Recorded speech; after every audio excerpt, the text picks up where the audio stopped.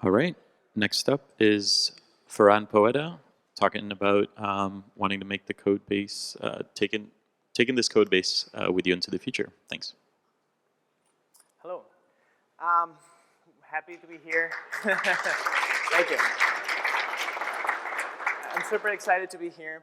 I'm just going to go right in. It's only 10 minutes. So I am Ferran Poveda. I'm iOS software engineer working at a calorie counter called MyPlate. It's in the App Store. You can go there and download it. In this talk, I'm not going to get very technical. I'm just going to go into an experience of mine, and I'm going to try to share that experience of mine with what I think is quite a fun analogy. So long ago, I was browsing through Netflix, and I found this show that I'm sure that a lot of people around here have seen. For those who don't know about this show, it presents the Marie Kondo method. It's the KonMari Method. And it's basically a method to organize your home. So it's like, oh, I'm relating software engineering to organizing your home. I am not the first. There is a lot of content out there. But I'm going to go a little bit in detail on all the rules that make this method possible and in software engineering. The method has 6 steps. So let's just jump into them. First, Marie Kondo tells you to commit to organize. This is something I'm going to ask you a really simple question. Like, how many of you don't want to organize your code? Like, nobody, right? Everybody that I've ever met wants to organize their code. And sometimes it's just a week after you just wrote it, you want to start again. So this sounds really easy. But what I've discovered over the years is that we all tend to want to organize things many times in a very short period of time. We want to touch that code that we made last week.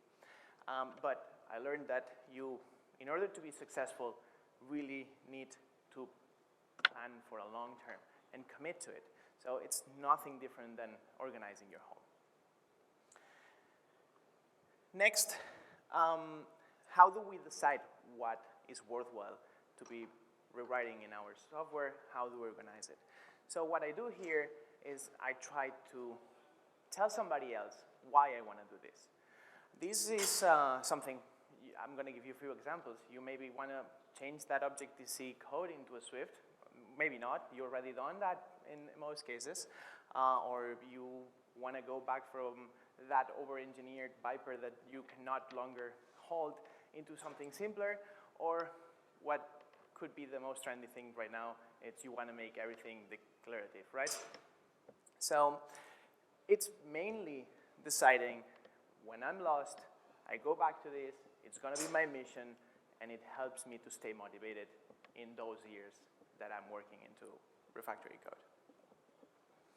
Now, how many of you have wished to start a project from scratch instead of just doing this? I've learned that this is not practical over the years. You cannot just start from the very beginning when you have a big project, and it's really not healthy.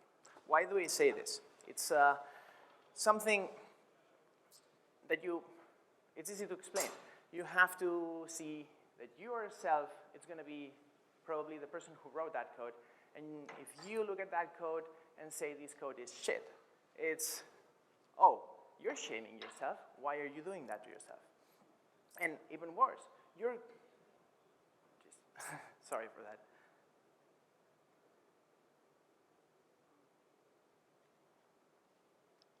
Oh, huh. System dead. Is your cable on top?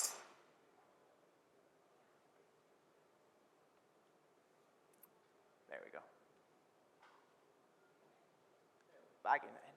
So what is worse? You're going to be disrespecting the work of others. And of course, that's not healthy. Sometimes this feels normal.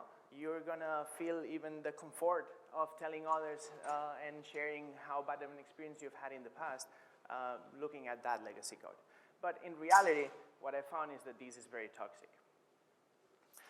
It's easy to explain as well why these things happen. We, as an individual and as well as a community, have learned, and all those things that we did a week or a year ago, now we know how to know them better, how to do them better. And we've also, more importantly, forgotten what were the constraints that made us do those things like that. In many cases, we're not going to even be able to understand it's not us who wrote that code. And they had certain restrictions, time, personal issues, any kind of situation. And finally, after you've done something, you have a big picture that you never had at the beginning. So, in other words, Marie Kondo tells us here, discard with gratitude.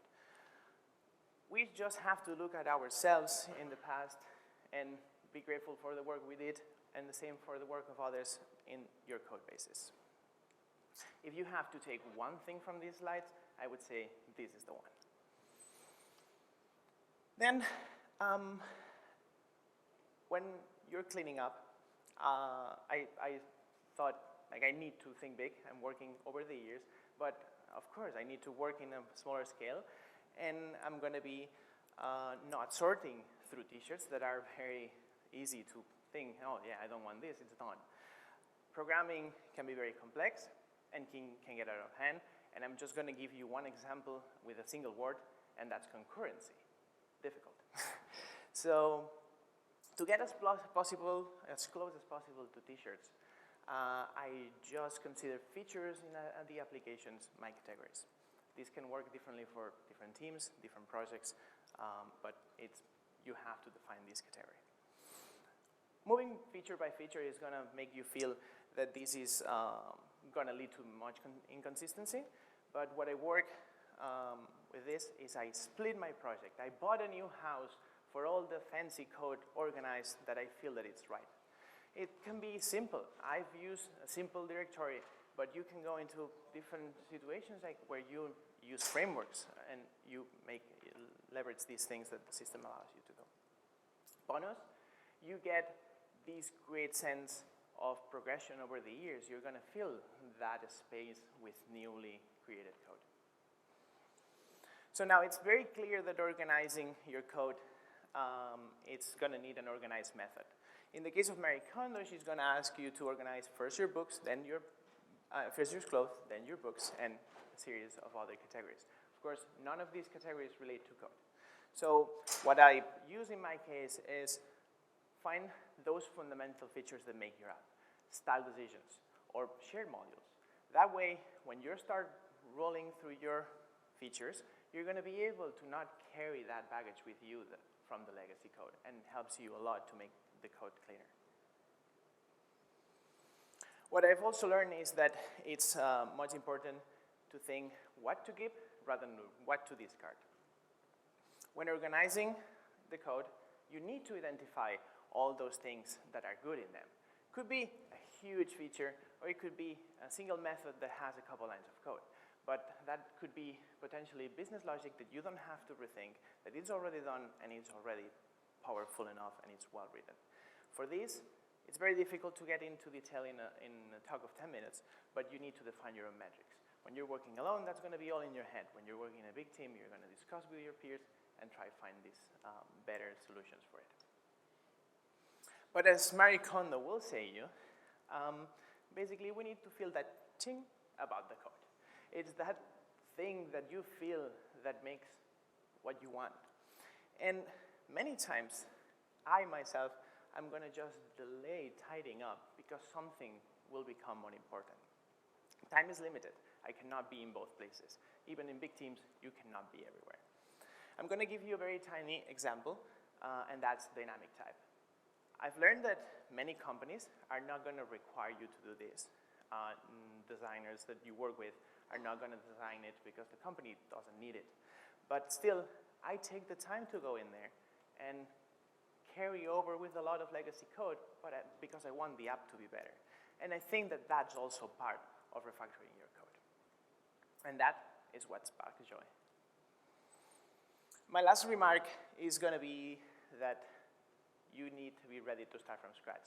And don't think about it just throwing your code and starting from the beginning. What I mean is you need to continue working in refactoring, in cleaning your code, and you're going to change your mind. You're going to learn, and the community is going to give you new tools. All the bad feelings that you have to that legacy code, is something that you can fight. I fight it every day with self-respect and empathy to the work of others. You deserve it, they deserve it even more.